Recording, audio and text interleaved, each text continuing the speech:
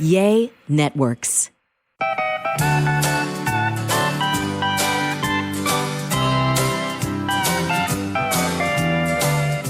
Welcome to another A Sandwich and Some Lovin' podcast. I'm Kelly Raspberry Evans, coming to you from the car. And this is my husband and podcast co-host, Alan Evans. Hey, Trey in the house. Man, we're really mixing it up. Last podcast from our hotel room in Mexico. This podcast, sitting in our SUV watching our kid practice tennis. Some people work in the car. Some people eat in the car. Some people make love in cars. Some people make love in the car. Mm-hmm. Some people smooch in the car. Some people get roadhead. Roadhead Alan, in the car. Why do you digress? You know what we do?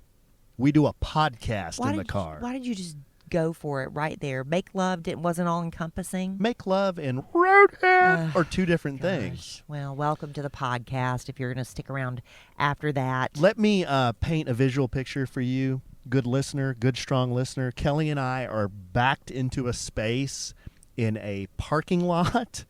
Underneath a tree, Underneath though. the tree, we have shade. Nice and cool. Air conditioner running, car is running. We're just running around doing a lot of stuff to get the boys where they need to be. So we thought, you know what? We're just going to knock it out while we're waiting. Yeah, that's what we do. We're multitasking. We're multitasking. I see guys do that all the time. In fact, just got back from traveling. I see that. I walk into the airport bathroom, which is the nastiest place in all of humankind, an airport bathroom, the airport men's room. And there's a guy. There are always guys who have a phone in one hand and the thing in the other hand. And I always go by him under my breath. I say, "Way to multitask, dude." Yeah. Thank you. No, because I don't think they know what I'm talking about. All right. Well, we're multitasking because we got a podcast to do, dadgummit, and we're going to do it. We have to wrap up everything that happened, since the last podcast when we were still in Mexico. Some things we omitted, regretfully so, but we're going to make that right. And then just other stuff. Yeah, other stuff. Some things we had not done yet, and they were really fun, really cool. Yeah. Pretty hilarious as far as I'm concerned. So we thought we'd maybe tell you the story about Big Papa and him trying to become Mr. Valentin and what all that implies, and then me going deep sea fishing. You have to say why you say that. We know it's deep sea fishing. Well, because one time I think Justin, part-time Justin called it. He got confused and he called it seep defishing. Yeah, he was talking so fast. He's like, "We went seep defishing," and it became that ever since. But you have to get the joke to not think you're just ridiculous. Well, I always say ridiculous things, so you do. Yeah. So anyway, we got a lot to get to on this podcast, but let's just say the last podcast, we were in Mexico. We were in our hotel room and we were kicked back, and we kicked ourselves afterwards because we forgot to mention a huge event took place. Huge. At the Valentin Imperial. We were there. It was our second night. Mm-hmm. And we were in the Italian restaurant. Mm-hmm. And suddenly we had an announcement at the table just catty-cornered to us. One of our very, very best presidential customers came running over to our table. Her name is Tanya. Yes, and she was holding up her hand and showing it to me. And shaking her hand. And I'm like, what is happening? What is happening? And she's like, look. I was like, oh, it's beautiful. And she's like, I'm engaged. We were like, what? What? So Shannon, we thought was husband already. This is the funniest thing. Because I thought he just bought her a really cool ring to commemorate, hey, we're in Mexico. She's like, no, we've been dating. Every single person thought they were already married. Everybody thought they were already married. I guess they were just they really are, like meant to be or soulmates or whatever you say. They were just so comfortable together. They're just like peanut butter and jelly, those two. We thought they'd been married 20 years. Yeah. And they've been dating like 2. Right. And he popped the question and I felt so bad afterwards. I was like, oh, how pretty. What a pretty ring. Just not even registering that she just got proposed to. I know. Isn't that the craziest? And it was so on the down low, too. Yeah, he just did it right there at the dinner table. But it was a beautiful ring. Beautiful. It had somebody said, like, hidden diamonds. It's like they were under. I don't know if that's the right term, but it wasn't just one diamond. It had multi diamonds. It was a setting, and there were some like little diamonds peeking out underneath the bottom. It was really a beautiful ring. But yeah, congratulations! We had our first podcast family vacation engagement. Was it a princess cut?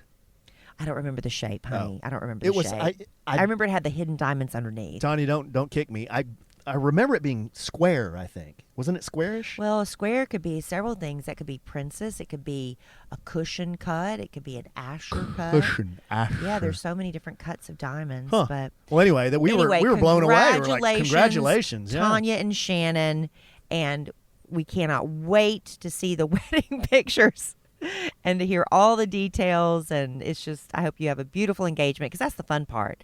Being engaged really is the fun part. Everybody wants to see your ring. They're planning parties for you. They're so excited for you. Then you get married and it's just over. And then, Wow. People just stop coming up to you after that. Oh yeah. They're nobody's excited for you anymore. You're just one of the old married couples. That's not true. They're excited on your anniversaries. Yeah, They're excited on your I anniversaries. guess. So there you go. We made good on that, and we had our first ever podcast family vacation vow renewal. Oh, but before we talk about that, babe, you volunteered me to do Tanya and Shannon's wedding. I did. You I don't did. remember. Yeah. I do that all Alan, the time. he'll marry you. I volunteer Alan to marry everybody. You volunteer Alan to do everything. I do. Yeah. But you're so good at it. Good at everything? If they ask her, are you going to say no? No. If See? they ask, I Okay. would say yes. Well, there but you I go. wouldn't put any undue pressure on them. They may have somebody special in their life, They or a might. pastor or a priest or somebody. And if they don't, it's you. I'm the fallback guy. Yes.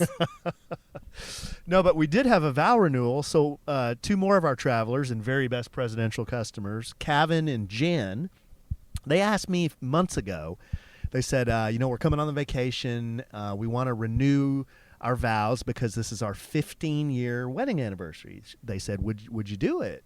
And I said, absolutely. I'd love to. What do what are you thinking? What do you want me to do? And they said, oh, we just want it to be really simple, really quick, and really all we want is you to do it and for Kelly to be standing there with us. And I said, no problem. We can do that. We want all your other podcast family members to be standing there too. Yeah. So we have a reception that we do on this vacation. We've done it twice now, but we had a really nice space to have all our travelers come, and they were all dressed up nice. And it was just a nice time for everybody to see everybody without Have swimwear. a cocktail without our sandwich and loving hats on. Yeah. So at 6:00 straight up, I said, gather round, and Kevin and Jen came over, and Oh, I'm sorry. I looked at a kid and Alan freaked out. Go ahead. why are you looking like I'm that? just looking around at the scenery. We're at a tennis court. I know, but okay, let me paint another visual picture for you guys. Kelly's sitting here, and then her eyes like bug out of her head. I don't know. What happened? I think I have a little bit of dry eye is what you were noticing. Okay. But Alan made the worst look, so I had to explain. Actually, you made the worst look. Well, but then you couldn't keep talking. You could not acknowledge it. Okay, so I said, gather round, and Kevin and Jen stood before you and I ran through a little pre-prepared, speech. No, speech, but It was very lovely. Everybody was very touched by what you had to say. You quoted a little scripture, which I thought was sweet. I'm not always a buffoon. I know when to be serious, But, I know you that's the beauty is you over-prepared. So you had a lot more there, but you kind of have to read the vibe, read the room. You always over-prepare. You always over-prepare. Because there's stuff. Under-deliver. No, over-deliver, too. I thought that's how it worked. No, because you don't have to use everything. You don't. You don't have to use everything, but you got to have it there in front of you if you want to use it. Right? And then they wrote their own vows, and it was super, super sweet. Very sweet. And she did a bit. She went to the Allen Evans School of speech delivery. What was her bit? Well, she it's so humid there in Mexico, and so she had her husband had written his vows on his phone, so he was just he's like, I sorry, I'm going to have to read my vows. I'm like, no, that's what people do. And she had hers written on a piece of paper because she wanted to do the bit. Whenever Alan reads a real letter, he flaps it in front of the microphone so you can hear the paper going. That's right. I remember and that she now. pulled it out, but it was so humid the paper was wet, so she was just like flop, flop, flop. But we got the joke. It was still funny. Yeah. And she kept referencing things from just things you say. Yeah. She's a big Alan fan, which is why Really? she asked you. Obviously, Very honey, nice. she was referencing so many things you say on the podcast. Huh. Wonder if she can help me get a promo code. Well, somebody got you your promo code. Who gave you the promo code Alan? Was that Mel? Janine. Oh, Janine gave you that? She gave me a cup that said promo code Allen. And it on was a really nice one, too. Really nice cup, yeah. Yeah, and our listener Mel brought you a lot of little birthday gifts. So she's the one that gave you the beer bong cup. Was that Mel? Yeah, that was Mel. Oh, so we had the space that we were doing the vow renewals and the reception. We had it for an hour. We have it from 5:30 to 6:30. Yeah. And I just casually asked the staff there at the Valentin. I said, "Hey, what if some of our peeps here, they just want to hang out and kind of, have a few drinks after our reception?" And they said, "Well, they can do that, but that'll be $30 per person per hour." And I was like, Everybody out. let's Everybody out. head them up and round them out. And we're going to get them out of here. Get them out of here. But we got so frantic there that we forgot to take a big group picture, which makes me sick to my stomach. We did one in the pool after Alan did his cocky show stealer bit. But, we had our listeners, Leah and Natalie, they took it on themselves at their own expense, and they made personalized koozies for everybody. That was nice. Little for to hold like your water bottles, because condensation and everything, and hold your beer bottles. And they did that for everybody. We passed those out. We had the vow renewal, and it was just so much that we forgot to get the picture, and I'm still kicking myself on that one too. But that's something we can't do over. You can't do that one over. But we got the pool At least picture. we got the one in the pool. At least. And that wasn't even everybody. But y'all forgive us for that. But it was a wonderful time. And I guess other than just the deep sea fishing was the only other. No, we have so much left. We had the deep sea fishing and the Mr. Valentin Imperial. Yeah. God, so much left to talk about. Yes, we do. But why don't we talk about this real and then quick, we'll talk about that? Because before we went to Mexico, when I was getting ready to, what I referred to as my hell week, all my personal grooming I had to get done, one of the main things was getting a spray tan. But before you get a spray tan, you've got to, exfoliate. You got to shave your legs, your arms, everything, But you want to make sure you get the smoothest, closest shave possible that will last as long as possible, because if you can space out when the next shave's coming, your tan's going to last that much longer. And that's why I shaved with my Billy. Meet Billy, the best razor out there for those days when you want an extra smooth shave. No pink tax, no visit to the drugstore, no break in the bank. You just go to mybilly.com to get their starter kit for just $9. So affordable. It also includes their award-winning razor, 2 refill blades, and a cult favorite magnetic holder. And when I want a smooth, close, long-lasting shave, like I said, I go with Billy. The razor floats across my skin. I don't even feel it.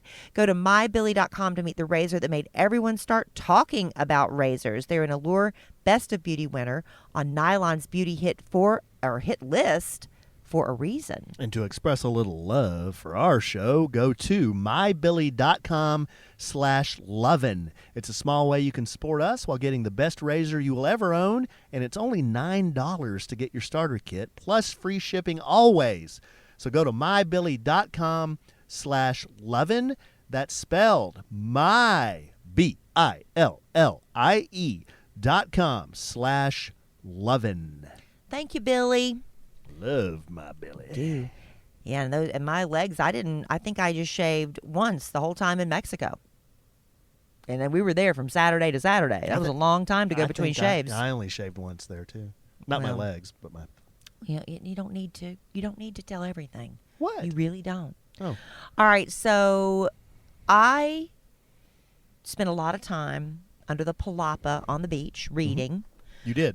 Because I cannot be in the direct sun for inordinate amount of time. Because you're so creamy. I keep reapplying the sunscreen, You're very but creamy. I'm very paranoid about getting burned. And, I read my book very quickly that I brought to read, Where the Crawdads Sing. Mm-hmm. Leah Hamlin was nice enough to just give me Summer of '69, Elin Hilderbrand. I'd never read her before. Apparently, she is known for making easy breezy, beachy novels to read I thought when you're that on was the beach. Tiger Woods' ex-wife. No, that's Nordegren. This is that was Elin Nordegren. Hilderbrand. Oh, Elin Yes. Hildebrand. Okay, And gotcha. So I read 2 novels under my palapa, and everybody says the next one by Elin I need to read is 28 Summers, which I don't own. But I tell you, when my daughter Emma Kelly's the one that picked out Where the Crawdad Sings for me, and she did a great job with that. She also was with me when I picked out the next book I think I'm going to read. I'm going to give Elin Hilderbrand a little beat, but I'm going to read Death in the Air. Okay. Death in the Air by Kate Winkler Dawson. Now, What is this regarding? Well, this is a true story of a serial killer, the Great London Smog, and the strangling of a city.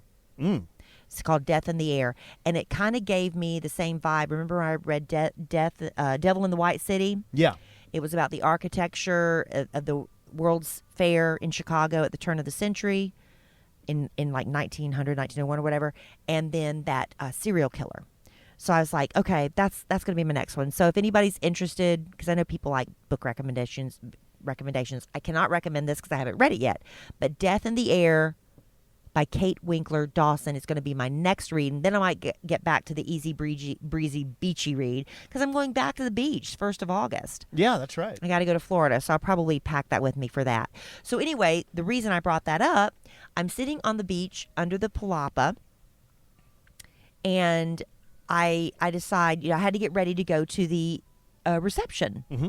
And so I said, I'm not going to go down and get in the pool because by the time I get in the pool, I'll just have to jump right back out and go get a shower. So I said, I'm just going to go straight to the room and get a shower instead. So as I'm walking to the shower, I hear all this commotion, all this roaring and cheering and clapping going on at the pool. Yeah. And I know I just had the sixth sense.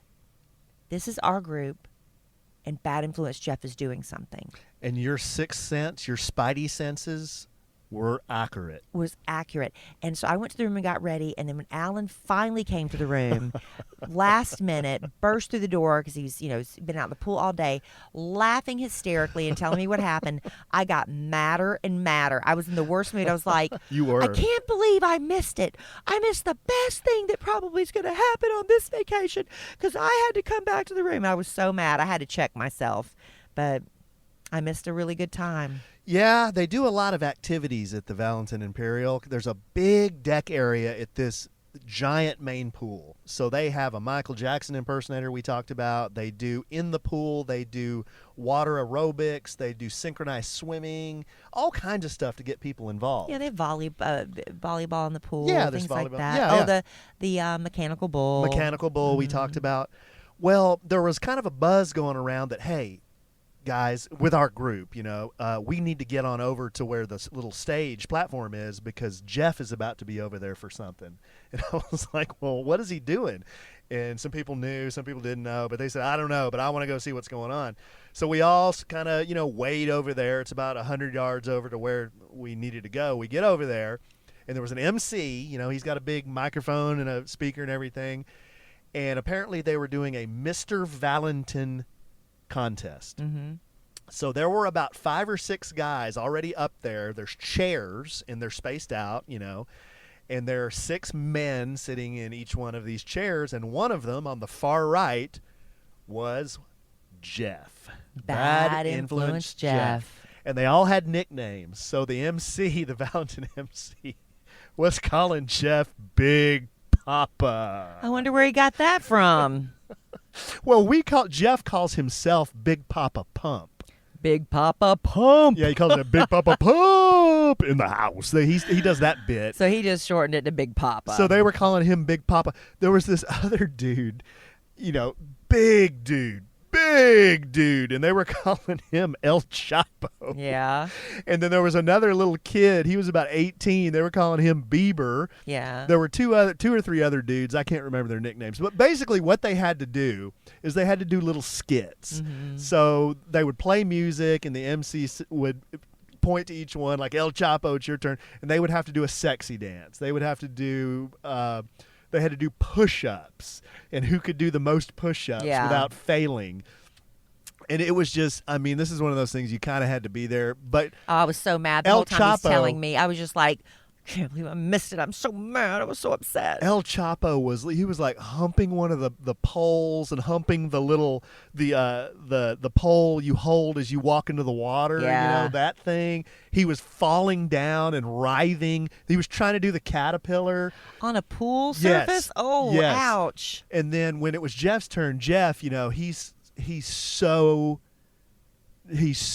drunker than Cooter Brown. All right, he is drunker than Cooter Brown. So he's got his one-way Oakleys on, his hat's on backwards, and they're wanting him to dance, you know, and he's just kind of doing the walking real slow. Yeah, he dances in slow-mo. Shoulders moving back and forth bit real slow. But see, the reason Jeff was going to win this thing no matter what he did is because it was all based on audience applause. Yeah, it didn't matter. We had more people there. We had the most people there. So the MC would point to each one, like, who votes for this guy, and every time he pointed to Big Papa, it was like the biggest roar. And that's what you heard. Yeah, and I just am sick about it. Yeah. And he was throwing money. He was throwing ones out to people. He was doing the make it rain bit.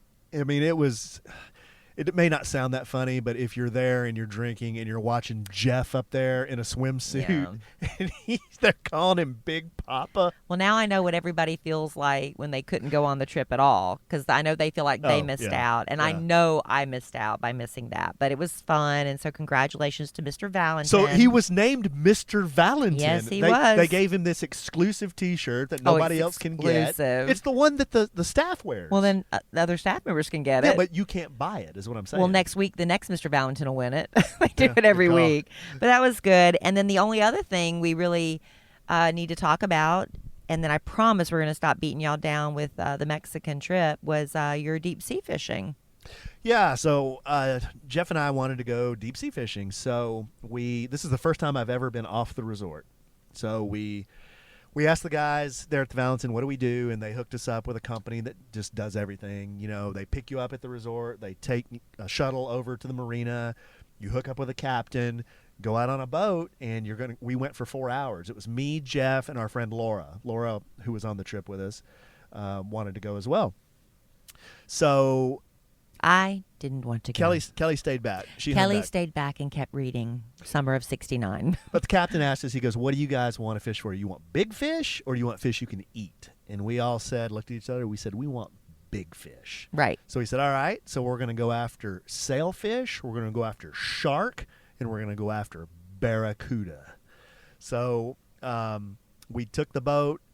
I don't know, it was maybe 15 or 20 minutes. In that 15 or 20 minutes, guys, we were so green. Me and Jeff were so green. Y'all should have heard Jeff the night before. He's like, I'm a pro. I'm going to tell you what to do. He said, he said, you need to eat something. Right. You're going to have something. You have to have breakfast, because if you don't, you're going to be so sick. Alan's like, well, I'll have an apple. I was like, no, honey, you need to probably order room service. Room service there is 24 hours. I said, I don't mind if you wake me up, because you had to leave at like 7 a.m., right? Yeah, we had to leave at 7 a.m. And I said, Or I don't care if you wake 7:15, me up. I something said, you need to eat something carby. You need to have some toast. I am an expert at motion sickness. I have been dealing with it since I was a child. Excuse me. Kelly's having a problem. Sorry. She's lurching. Kelly's lurching. We're in a parking lot, and she's lurching. I feel like a gnat just flew in my mouth and landed on my tonsil. Is it on your tonsil? Yeah, on your tonsil. That's what it felt like, Alan. There's like Do you something need me to take landed. over? Anyway, I'm an expert. Please forgive me. You okay? I don't know. Your eyes are watering. I'm an expert at choking on things, Yes. as Alan will tell you. Oh, absolutely. Falling. I'm an expert at falling. Yes. I'm an expert at getting horrible motion sickness. Okay. So even after Jeff told you that, I was like, yes, I agree. Eat toast, do something. I was like, I'll be fine with an apple. Did I sound like that? Yes. Okay. And then Jeff didn't even take his own advice. He didn't eat I don't either. think he ate anything. He didn't eat anything. No. So we get out there, and the waves were big. I mean, Yeah. because it was windy. Tell me how the boat was going. Oh, the boat's going, whoosh, and then the nose of the boat. I'm not calling it the right thing, but is it called The bow and the stern. Yeah, the bow would hit the water, and then all the sea spray would go over our heads. Yeah, I mean, it was doing that. scary. Yes, Jarring. Yes, it was doing that bit. And you know who didn't get sick? Oh, Laura was fine. Do you know why Laura didn't get sick? Why? She had a bagel for breakfast. Okay, well. A bagel, a big, heavy bagel to Why soak are you up all being that. told you so Because guy? We all told you. Okay. Nobody listened. Okay, why are you laughing at my I'm misfortune? not laughing. I'm fussing. Okay. So anyway, we get to where we're going, and then we start trolling around the area there, looking for shark, sailfish, and barracuda. And about the first hour and a half, nothing. Oh, that's boring. Not even a bite. That's boring. Yeah. So we're green. It's hotter than all get out, even in the morning, and we're not getting any fish. We're like, man, this kind of sucks. Yeah, and how much did you pay for that? I know, it is not cheap. So, but after about an hour and a half, big bite, just a big bam on top of the water, almost like a little explosion on the water. And we saw a fish hit the bait because they were all topwater baits. We had these topwater jigs, and our guides would put a ballyhoo on them, which is a bait fish about a foot long. And then you just tow them behind the boat, your troll. So when a fish hits it, you see it. I mean, the dang fish comes out of the water, and we couldn't tell what it was. But the guide said, that's a barracuda. He goes, that's not just a barracuda. That's a king barracuda. Wow. Yes. So first up was Jeff, and he fought that thing for, I'd say, 20 minutes, maybe 20, 25 minutes. It took him a while to get it in. He had to sit down, put the pole in the little holder at the seat, and put his back into it and lean back and then drop the rod and reel. Lean back and then drop the rod and reel. That's how you get him in. So he got that sucker in, and big king barracuda. It was awesome. Second one, the second fish, it was my turn. He hits it. Big fish, and I'm doing the same thing, and I get it right up to the boat. And that son of a gun snapped the line. Just snapped the line right up at the boat. Disgusting. So there's a picture of me on my Instagram where I'm holding my face in my hands, and I'm like looking at the ground or looking at the bottom of the boat, and everyone's like, "Are you seasick?" It's like, no, I had just lost that fish, and Laura had snapped a picture. And then we got one more bite, and I actually landed that one. It was another barracuda. But it was a great day. It was a lot of fun. But on the trip back, it was worse than the trip out. Oh, no. I thought Jeff was literally going to pass out. Ew. He was white as a sheet. He was sweating. He was just kind of I'd try to talk to him. He wouldn't really say anything back, Yeah. And then I wasn't much better. The guide needed me to fill out some form inside the little. So I went in there, babe. And I thought I was going to pass out. What in the My whole body world? started sweating. Yeah, it's bad feeling. I started getting that clammy feeling. It's a bad feeling. Where your head's cold. That feeling. Yeah. And so I was like sick AE. How I Yeah, get. and y'all both came back and just kind of like passed out. Yeah. And then we came back and went to a buffet. You ate, and then you took long naps. And then we took long naps. Yeah. Long naps. But that was was it. It was a great day. It was a lot of fun. It was a lot of fun. And we're having our barracudas mounted. Yeah, cool. Yeah. But I learned something about fish, that you don't actually mount a fish. Old school is taxidermists would mount the fish. But not anymore. Not anymore. Now you get a replica of the fish. Yeah. They provide the stats Right. of the fish you caught. Right. And they have a million models, I guess, of different sizes, weights, and whatever of every fish imaginable. Yeah. And they give you I didn't know that. Yeah. I always thought you mounted what you killed. Yeah. No, it used to be that way. Or hunted or in caught. taxidermy a long time ago, they would take the fish and stuff it with a foam thing and then sew it up and paint it and all that. It was Why like don't an they art do that form. anymore? It's too expensive. Yeah. That's all hand work, A replica is just a cast.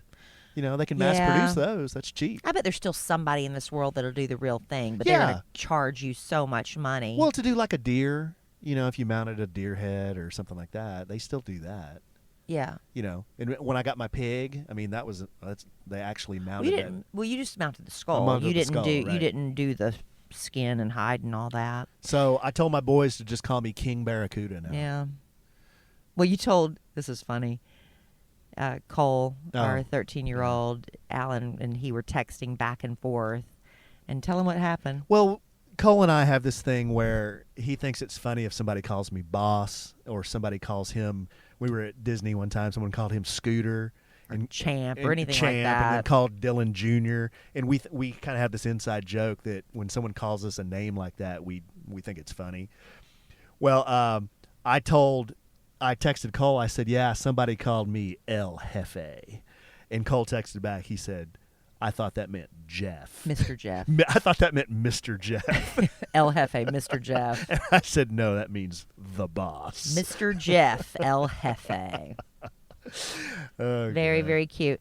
And the only other thing I want to say is Alan and I, when we were in Mexico, we are nerds when it comes to the plants and the trees and just these beautiful animals that we don't always see here in the United States, the coatis. Coatis, yeah. And they have different birds and things like that, but I don't know what the names of them are. Chacalacas?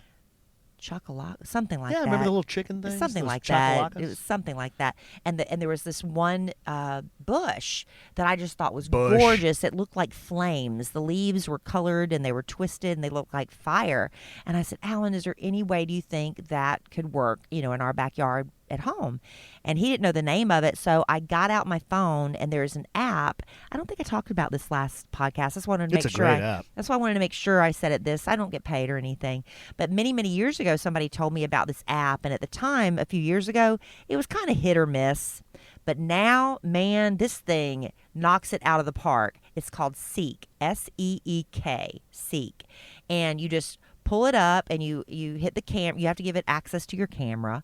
And you point it at a plant or an animal, and it'll tell you what it is. Mm-hmm. Yeah, it works And it's great. so nice. And there was Yeah. a couple behind us. We were going to breakfast one morning, and we were commenting on some of the bushes, and they were from Florida. And they said, "Oh, we have these in Florida. We see them all the time." I said, "Well, we don't have them in Texas." I said, "But, I was looking at them with this app, and they were like, 'What is that?'"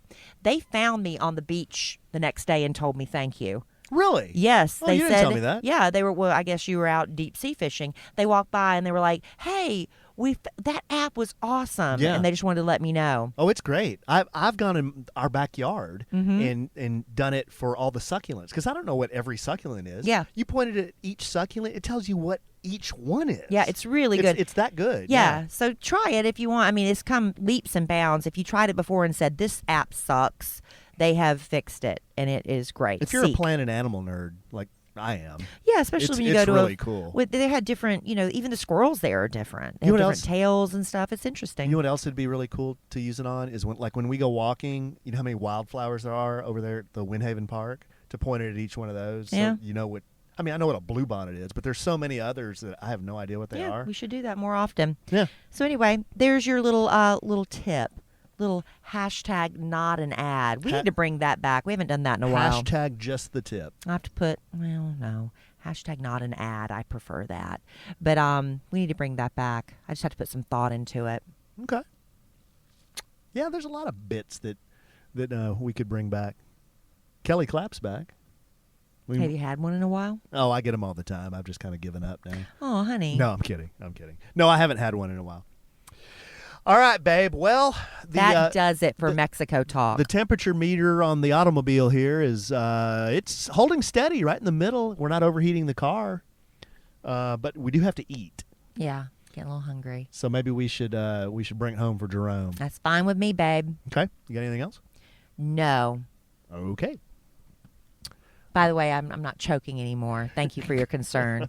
This is what I deal with. Y'all, I could be choking to death, and Alan's like, "Are you done? Are No, you okay? I don't know. Is it something on your tonsil I don't. again? Well, I do ask that, Is but it I don't something on say, your "Are tonsil you again? done?" I don't say that. Are you good now? Y'all hear the amount of sympathy I got. I was very. I was spontaneously choking to death. Yeah, your eyes were watering. Yeah. You didn't pat me on the back. I can't. I have a microphone in my hand. You have another hand. It's on the recorder. You could put down. If I was dying, you'd be like, "Sorry, I was in the middle of the podcast." All right. That's enough of this buffoonery. Love you desperately. I love you. I love our listeners I desperately. love y'all. I loved our trip desperately. We may do it again next year. Who knows? Maybe. And in the immortal words of the great Keanu Reeves, life is good. Have a good Saturday.